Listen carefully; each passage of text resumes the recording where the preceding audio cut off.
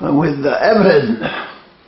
A few weeks ago I attended a Social Security appeal tribunal, and this was the lady who's subject to appeal.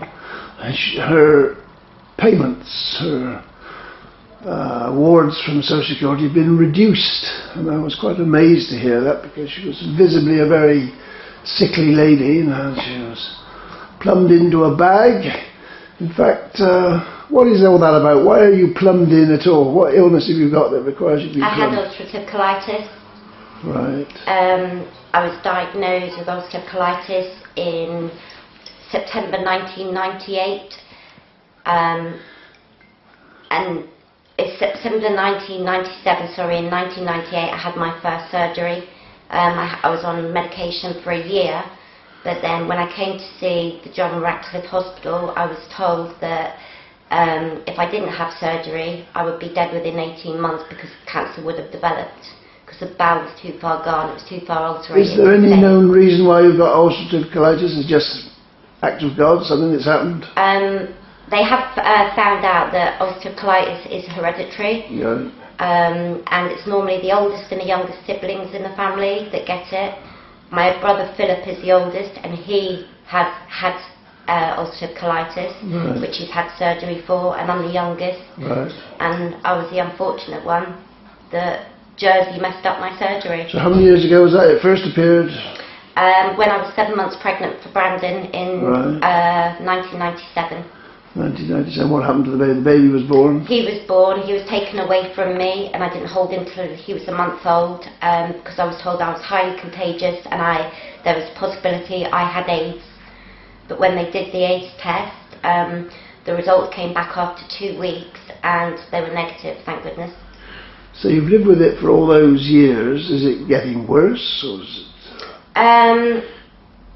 In the past it has got worse, but now, excuse me, because my consultant, Dr. Travers, doesn't want to do any more surgery, I have to manage it the best I can, and his idea was to put the peg in so I can top up, because my body doesn't absorb all the nutrients. And just for, I mean, I don't want to be too indelicate, but could you just show us the tube, so that, just so that people see that this isn't a game, this is real, this is what really goes on. Okay. Good luck, love you too. What's that tube? What's that tube doing? This tube is a peg, and I have to put my food through there, liquid food. Nutrisan, Peptisorb goes through it, and I run it through at 100 ml an hour, and it gives me all the recommended daily nutrients and minerals and things. So that's all your food goes through that tube. You don't eat anything by your mouth at all? I can eat, but when I eat, my food goes through undigested, so it does cause a lot of pain because I've only got minimal bowel. And this stuff here is what you're eating, is it? That's what goes in, is it? If I can get it on the camera, if I can get it. But that stuff, and who pays for that? I have to pay for it. You have to buy it? My father and my mother help me, but that has to be paid for by myself. The state. But the health, Social Security doesn't pay for that. And how is it expensive to buy? I don't know, because my father has paid the bill, because it gets paid direct to the new era before the food gets taken away. On the other side, you've got another one. Again, we don't want to be too indelicate, but that's outgoing. Ingoing one side and outgoing the other. Yeah. And where does that come from? From my bowel. This is my poo. Right, okay. I don't use my rectum at all. It was stitched up. Right. So this is how you've lived for most of the 20 years, or was this recent? No, this is the peg I only had inserted in August of this year. Okay, well, sit you down. It looks too frightening for me to see it all. But the bag I've had since 1998. Right. Now, the allowance you used to get from Social Security before they changed the rules, because income support system came in 2008, I think, and everybody got changed. Did you lose money at that point?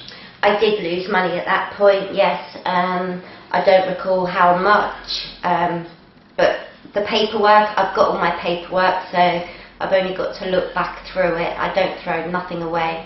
I've learned that. more recently it was reassessed again by some process. Do you know why it was reassessed? How did it come about? Because I was told that they had an anonymous phone call to say that I didn't require the personal care allowance, and they had to look further into it, had to be investigated. So I filled the forms out as honest as I could be, and I received a letter back from Mr. Anderson saying that I hadn't been awarded for my personal care because they didn't feel that I needed it, and so on the letter it just basically said that that was a decision, and I could, if I wanted to, go to a tribunal if I wasn't happy and satisfied with the outcome. And when I discussed it with my GP, Dr. Bailey, he was the one who advised me to go to a tribunal hearing. Did he attend the tribunal with you? No, he didn't. Did he support you in that? Did he write letters? I do believe he did a doctor's report for Social Security, but I don't know what was within that. Did you ever find out what the anonymous report actually said? No. So you weren't given the evidence? You weren't. No, they don't supply you with any of that. They just tell you. So you don't in fact know whether there was anybody at all. They could have made it up entirely for all you knew. Yeah, I don't know. So the tribunal, before the trial, did you have a medical board before that? I did. I seen the doctor at the medical board, and on that morning I wasn't very good at all. My daughter and my dad both attended the meeting with me. Right. And it was... Who? Do you know who the doctor was?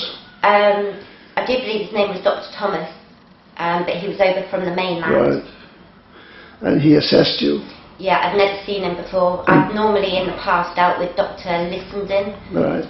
And he came round to the house to see me, and it was him that actually, before they changed over from the normal payments to the new system, he was the one that granted me the disability allowance, but then Social Security took that away. So I don't know. The old things like the component parts like mobility allowance and all those. Did you get a mobility allowance? I did, yeah. But that's now absorbed into whatever you get now? Yes, because they amalgamated it all. Right. Are you able to tell us what you actually get now from Social Security? I can do, yeah. Just in round figures? Yeah, I receive, I think it's 123. It's just changed actually because they said that the new rates have gone up since the 1st of October, so I owe them money as well. You owe them money? I owe them money, yeah. So that's the reason why obviously they're taking so long. Right. Because my partner moved out on the 2nd of October as well. Oh, you had a partner here. So that rate was based upon the fact that you were a household? A household, yeah. And so he's gone, so presumably you ought to be in for an increase because your income is less now. Yeah. So you ought to be. Have you spoken to them about that? I did. I spoke to them this week, and they said that I've got to wait for it to go through the process to be looked at. Do they, with somebody like you, with your sorts of it, do they come to see you, or do you have to go? I've got to go there and sit down in the income support and take a number like everybody else. And wait. Yeah. I mean, I've noticed, for example, I know you're plumbed in, so do you have to use the toilet? Because there is no toilet, is there? No, there isn't. And they weren't. I asked them to use the toilet when I was in there a couple of days ago, and the lady was quite rude and abrupt to me because she told me it wasn't a public toilet. And I said to her, I need to drain my bag, and when I shook my bag, she could hear all the fluid in it. Otherwise, it would have had an accident all over the floor. How would you find, generally speaking, you obviously have to deal with Social Security quite regularly. How do you find them? Are they a helpful department?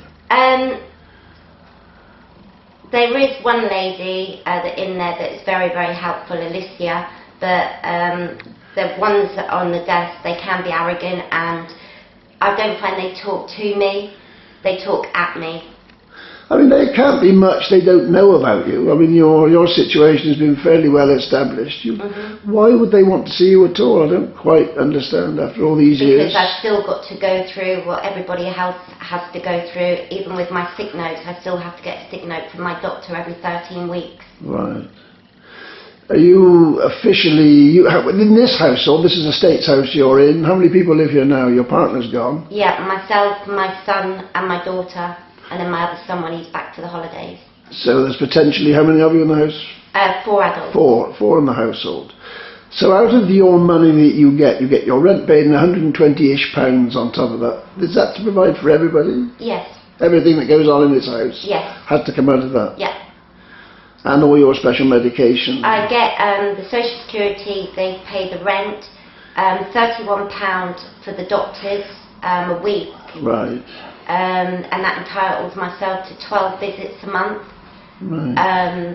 To the doctors, and then for the children, if they go to the doctors as well, for Blaze and Brandon, Ben has to pay his own doctors now. What age range are the children? What's the age range? Ben was 21 in July, Blaze is going to be 20 in March, and Brandon 17 in February. As part of your health, you have to travel back regularly to Oxford, to the specialist hospital there. Yeah. How do you pay for that? I have to pay to get the train and then the taxi or a bus, and then when I come back to Jersey, if it's under £50, I can claim my travel back from the travel desk. And what travel, the airfare, presumably they pay you? They pay for the airfare. Do they pay that in advance, or do you have to find that? Do they issue you a ticket? Yes, they do. I see. Does that work well? When you go to the hospital, you presumably stay in the hospital. You don't have to find a hotel or something. On a couple of occasions, because of the weather, I've had to get accommodation because the flights have been cancelled. On one occasion, I went over for the day. I only had enough money for the train with me and for the taxi, £10 for the taxi. It's normally around £8–9 from the train station to the hospital. So when I got back to the airport to check in for my flight, it was delayed, and then 2 hours later the flights got cancelled, and they said the weather was an act of God, so it wasn't up to... My parents contacted the hospital emergency, and they said it was up to me to find accommodation if I wanted it. My mum and dad were going to pay for me to stay in the guest house near the airport, but in the end I stayed in between the two double doors at Southampton Airport because they wouldn't let me stay inside. Really? So you actually, how long were you there? Until the next day. I got the 10 o'clock flight back to Jersey. So in your condition you had to sleep basically, or sleep, I don't know whether you got any sleep. I didn't sleep. I just sat in between the two double doors. That's it. And they allowed you to do that? Yeah. Generally speaking, what's the treatment you get like at the health service in Jersey? I don't rate it at all. I feel that they've done a lot of neglect with me. They don't have time for me, and recently, just this week, I was passed from Jessica Bass now. I've got to be referred to Dr. Matic for what's going on with the veins, and that's been caused through a TPN line. Whilst I was diagnosed with a TB, and Hayley, the sister, TB specialist sister, did a blood test from my left arm, and I did ask her not to because of the deep vein thrombosis. That was on the Monday. She took the bloods, and on the Wednesday I went in to get my TB medication because it was 3 times a week for 6 months. And Alice, the lady I seen, the nurse I seen, she asked me if I was okay and how I was doing, and I said I had a lot of pain in my arm and I'd experienced it about an hour after having my bloods done. And she said, have you had deep vein thrombosis in the past? I said yes, and then told me I had to go down to have a scan. She was going to try and book it just to rule out, but then when they did the scan it was panic stations, and I was sent up to EAU, and then within an hour given clexane injections, go home and inject twice a day. You've got a DVT, and your subclavian vein and your jugular vein are both blocked. So the blood supply getting through to the brain is minimal, and Oxford have said it was gliosis has developed, and it's been through an old head injury I've had in the past. I've got a letter from my GP who's checked all my notes that he's got nothing about a head injury, and Jessica Bass last week looked on my notes and she said there's no CT scan or MRI scan from having a head scan from the past, but I know that I had I mean, the remarkable thing is you're quite able to talk about these things, but these are all potentially life-threatening things. What doesn't kill me makes me stronger. Does it? And I've